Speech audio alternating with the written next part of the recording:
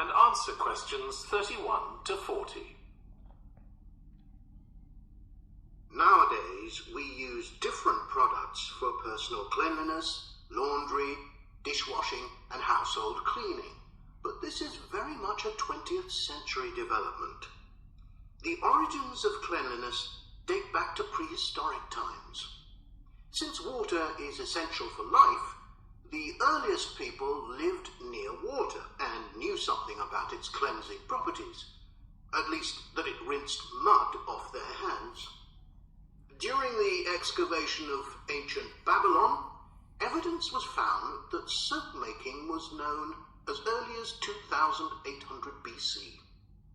Archaeologists discovered cylinders made of clay, with inscriptions on them saying that fats were boiled with ashes. This is a method of making soap, though there's no reference to the purpose of this material. The early Greeks bathed for aesthetic reasons and apparently didn't use soap.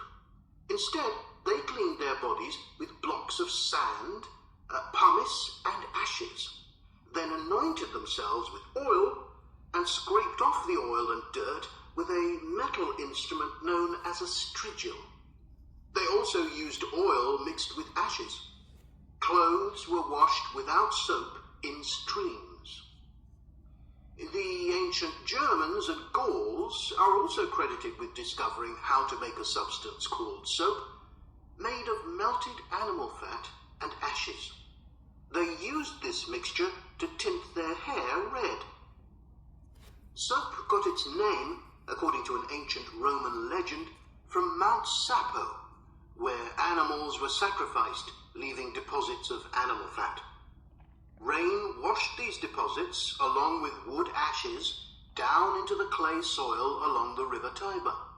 Women found that this mixture greatly reduced the effort required to wash their clothes. As Roman civilization advanced, so did bathing. The first of the famous Roman baths, supplied with water from their aqueducts, was built around 312 BC. The baths were luxurious, and bathing became very popular. And by the 2nd century AD, the Greek physician Galen recommended soap for both medicinal and cleansing purposes.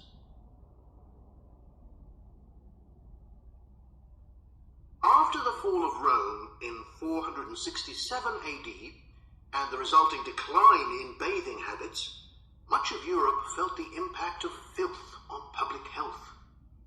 This lack of personal cleanliness and related unsanitary living conditions were major factors in the outbreaks of disease in the Middle Ages, and especially the Black Death of the 14th century.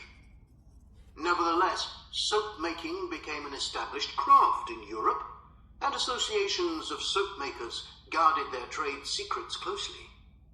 Vegetable and animal oils were used with ashes of plants, along with perfume, apparently for the first time. Gradually, more varieties of soap became available for shaving and shampooing, as well as bathing and laundry. A major step toward large-scale commercial soap making occurred in 1791, when a French chemist, Nicolas Leblanc, patented a process for turning salt into soda ash, or sodium carbonate. Soda ash is the alkali obtained from ashes that combines with fat to form soap. The Leblanc process yielded quantities of good quality, inexpensive soda ash. Modern soap making was born some 20 years later, in the early 19th century, with the discovery by Michel-Eugène Chevreul, another French chemist, of the chemical nature and relationship of fats, glycerine, and fatty acids. His studies established the basis for both fat and soap chemistry, and soap making became a science. Further developments during the 19th century made it easier and cheaper to manufacture soap. Until the 19th century, soap was regarded as a luxury item and was heavily taxed in several countries.